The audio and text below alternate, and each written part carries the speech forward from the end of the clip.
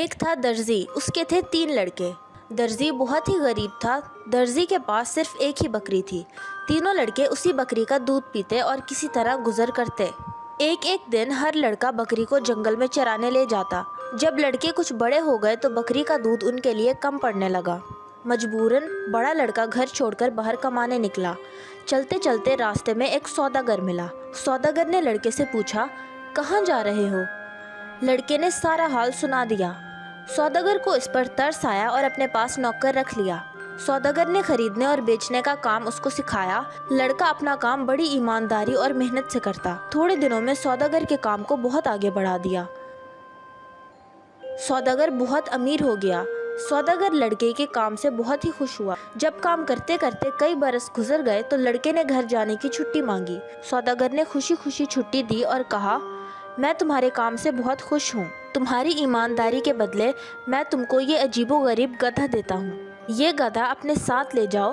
جب تم اس کے منہ میں تھیلی باندھ کر کہو گے اگل تو یہ فوراً سونا اگلے گا اور پوری تھیلی بھر دے گا، خواہ تھیلی کتنی ہی بڑی کیوں نہ ہو۔ لڑکا خوشی خوشی گھر روانہ ہو گیا۔ چلتے چلتے رات ہو گئی۔ لڑکا ایک سرائے میں ٹھہر گیا۔ بھٹیارے سے لڑکے نے کہا، خوب عمدہ عمدہ کھانا لاؤ۔ بھٹیارا اچھے اچھے کھانے پکوا کر لایا۔ لڑکے نے سونے کے ٹکڑے بھٹیارے کو دیے۔ بھٹیارا بڑا خوش ہوا اور سوچنے لگا، یہ سونے کے ٹکڑے لڑکے کے پاس کہاں سے آئے؟ ہو نہ ہو کوئی خوبی اس گدھے میں ضرور ہے۔ یہ سوچ کر بھٹیارا جاگتا رہا۔ جب لڑکا سو گیا تو گدھا چرا کر لے گیا اور دوسرا گدھا اس کی جگہ باندھ دیا۔ لڑکا اندھیرے منہ اٹھا اور گدھا لے کر روانہ ہو گیا۔ اس کو اپنے اصلی گدھے کی چوری کا کچھ علم نہ تھا۔ گھر پہنچا تو اس کو دیکھ کر باپ بھائی سب جمع ہو گئے اور خوشی خوشی باتیں کرنے لگے۔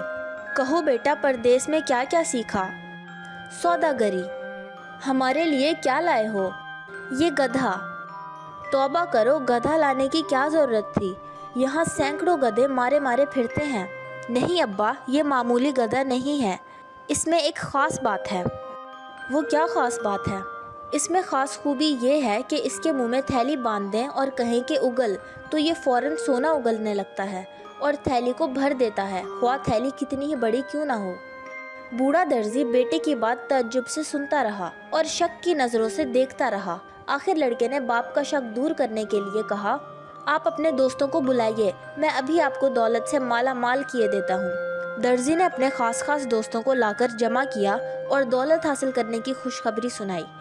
سب لوگ آ گئے تو لڑکا گدھا لے کر آیا، اس کے منہ میں تھیلی باندھی اور کہا کہ اگل، لیکن گدھا جوں کہ توں کھڑا رہا۔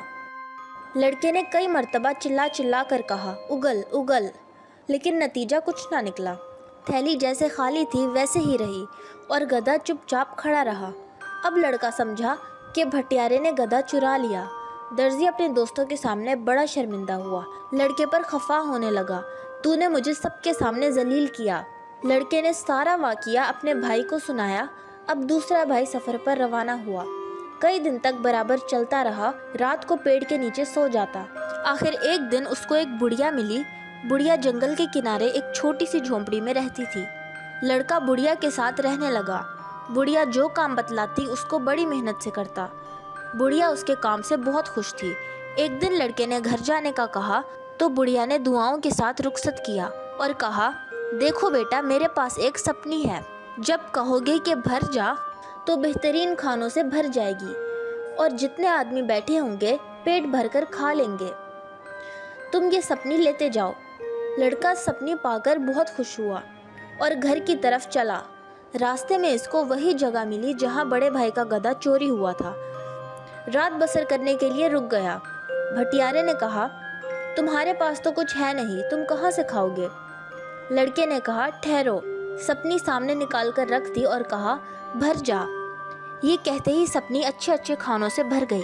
بھٹیارا اس کی نرالی سپنی کو لالچ بھری نظروں سے تکنے لگا اور اس کے چرانے کی ترکیبیں سوچنے لگا۔ لڑکا کافی تھک چکا تھا، کھانا کھاتے ہی سو گیا۔ بھٹیارا طاق میں تو لگا ہی ہوا تھا۔ جب لڑکا سو گیا تو چپکے سے آیا، سپنی اٹھا کر لے گیا اور اس کی جگہ پر دوسری ویسی ہی سپنی رکھ دی۔ لڑکا صبح سویرے اٹھا اور سپنی لے کر گھر کی طرف روانہ ہو گیا۔ گھر پہنچا تو باپ اور بھائی سب اس کو دیکھ کر خوش ہو گئے اور باتیں کرنے لگے۔ لڑکے نے اپنے سفر کا سارا حال بیان کیا اور مزے لے لے کر سپنے کی خوبی بیان کی۔ درزی کو سپنی کی اس خوبی کا یقین نہ آیا۔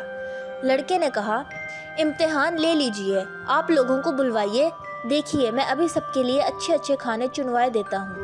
لڑکے نے جب بہت ہی اصرار سے سپنی کی خوبی بیان کی تو باپ نے اپنے چند دوستوں کو دعوت دی۔ سب لوگ گول دائرہ بنا کر بیٹھے اور بیچ میں سپنی رکھی گئی۔ لڑکے نے کہا، بھر جا، لیکن سپنی خالی کی خالی۔ اس نے پھر کہا، بھر جا، لیکن پھر بھی کچھ نہ ہوا۔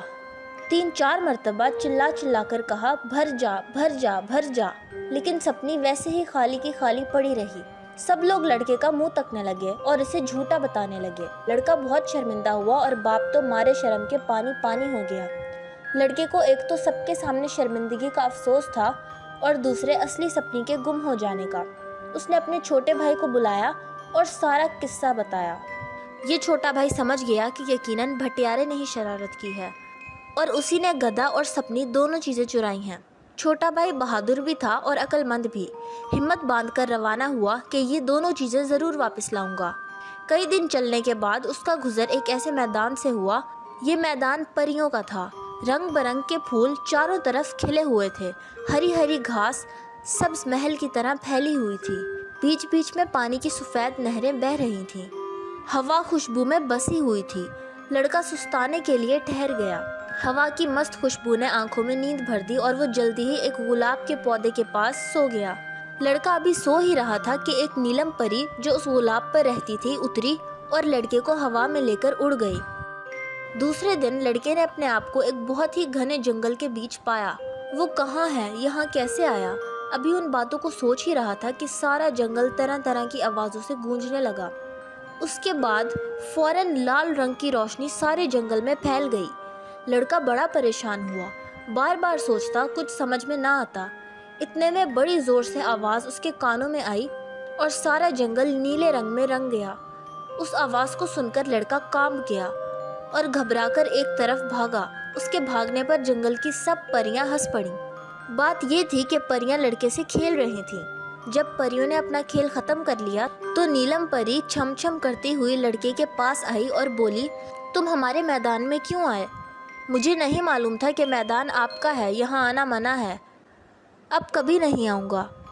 نیلم پری نے ہنستے ہوئے کہا، کیا میدان پسند نہیں؟ جی میدان تو پسند ہے، لیکن جنگل، کیا ڈر لگتا ہے؟ جی ہاں۔ اچھا اپنی آنکھیں بند کرو۔ ادھر لڑکے نے آنکھیں بند کیں، ادھر پری نے ہوا میں اپنا آنچل ہلایا اور سارا جنگل پھر اسی ہرے میدان میں بدل گیا۔ لڑکے نے آنکھیں کھول دی، میدان دیکھ کر جان میں جان آئی۔ لڑکے کو جب ذرا اطمینان ہوا تو نیلم پری نے پوچھا، تم کیسے آئے؟ لڑکے نے دونوں بھائیوں کا سارا قصہ سنا دیا۔ وہ سپنی اور گدھا واپس لینے جا رہا ہے۔ پری نے تالی بجائی، فوراً 2 دیو حاضر ہو گئے۔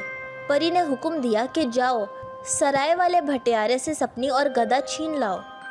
دیو آنن فانن سرائے میں پہنچے اور چند منٹ میں سپنی اور گدھا لا کر حاضر کر دیا۔ پری نے لڑکے سے کہا، یہ گدھا اور سپنی لو۔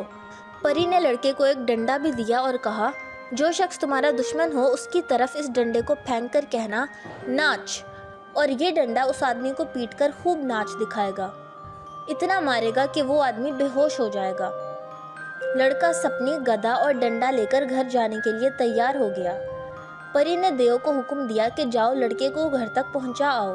دیو نے حکم پاتے ہی لڑکے کو تمام سامان کے ساتھ ہاتھ پر اٹھا لیا اور ہوا میں اڑتا ہوا ان کے گھر آ پہنچا۔ گھر کے سب لوگ جمع ہو گئے۔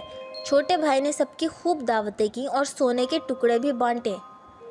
اب درزی کی شرمندگی دور ہو گئی اور سب لوگ ہنسی خوشی رہنے لگے۔